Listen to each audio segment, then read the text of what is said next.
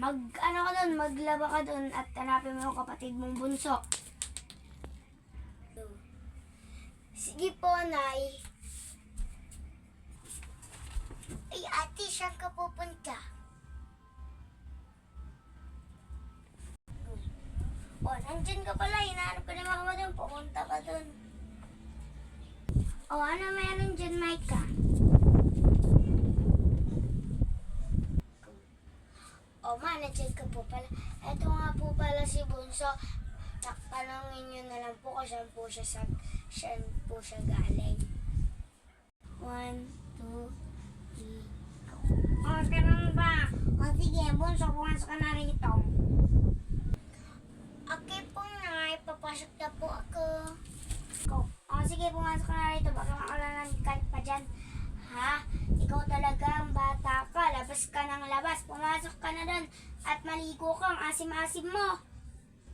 Okay pa.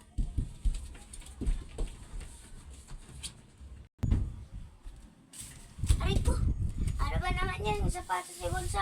Ay, Bunso, yung sapatos mo. Di na pa nakakalat nakakadapa na. Pag ikaw, dinapa ko dyan. 1, 2, 3, go. Oh, ba't ka pa nagtutulala dyan at tumatawa-tawa ka pa? Pumunta ka na nga sa CR, maligo ka ng asim-asim mo. Go. Oh, maligo ka na doon. At sa susunod, huwag ka na lalabas. Ha? Kasi nga, may nauuso ng ng bata. Baka makuha ka pa. Ay, di ka pala nila kaya buhatin. Kasi mataba ka, mabigat ka.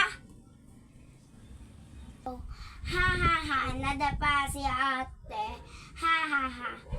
Ano, grabe ka naman, di ako maasim. At saka di naman nauuso yung nangunguha ng bata eh. Bala ka dyan, kakainin ko ulam mo.